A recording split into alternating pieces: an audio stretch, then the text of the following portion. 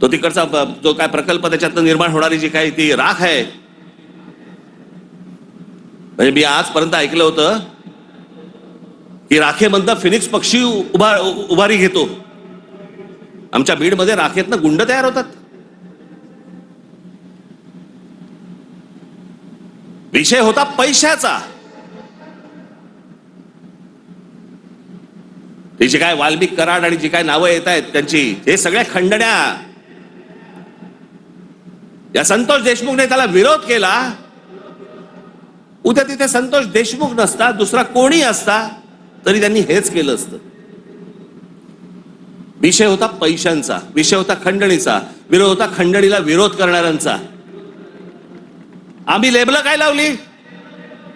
वंजाराने मराठ्याला मारलं.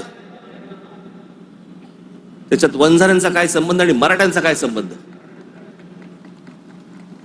कशात गुंतून पडतोय आपण? पण तुम्हाला गुंतवलं जातंय. हे राजकीय पक्ष तुम्हाला गुंतवतायत त्याच्याबद्दलच गुंतून राहा. आमच्या मुलांच्या शिक्षणाचा विचार करू नका, विषय आणू नका. आमच्याकडे रोज शेतकरी आत्महत्या करतायत. आता दिवसाला 7 आत्महत्या होतात दिवसाला शेतकऱ्यांच्या. पाहू नका.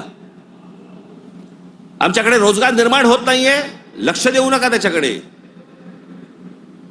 असंख्य मुलं आणि मुली मराठवाडा सोडून पुण्याकडे येत आहेत. दुर्लक्ष करा त्या गोष्टींकडे. आम्ही कशात अडकवलंय त्यांना? सगळ्यांना जातीपातीमध्ये अडकवलेलं आहे. कोणी जातीचं भलं केलेलं नाहीये आणि कोणी जातीच्या माणसाचं भलं केलेलं नाहीये.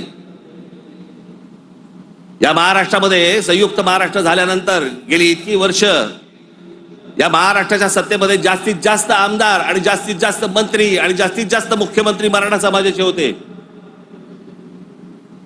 मग मराठा समाजाला आरक्षण का मागावं लागतंय? काय केलं या आमदारांनी आणि काय केलं या मंत्र्यांनी आणि काय केलं मुख्यमंत्र्यांनी? जर माझ्या मराठा समाजाला जर समजा आरक्षण मागायला लागत असेल, मग एवढे आमदार आजपर्यंत का निवडून दिले? एवढे खासदार आजपर्यंत का निवडून दिले? एवढे मुख्यमंत्री का झाले? एवढे मंत्री का झाले? मग या लोकांनी काय केलं? जात जातीला कधीच सांभाळत नाही. हे फक्त निवडणुकांमध्ये फक्त तुमची मतं घेण्यासाठी म्हणून फक्त जातीचा वापर करतात. याच्यानंतर काही होणार नाही. निवडणुकीच्या तोंडावरती तुम्हाला सांगितलं होतं शेतकऱ्यांना कर्जमाफी करू म्हणून, सांगितलं होतं ना? काल अजित पवार बोललेत 30 तारखेच्या आत पैसे भरून टाका, कर्जमाफी वगैरे काही होणार नाही. म्हणजे निवडणुकीच्या तोंडावरती तुम्ही वाटेल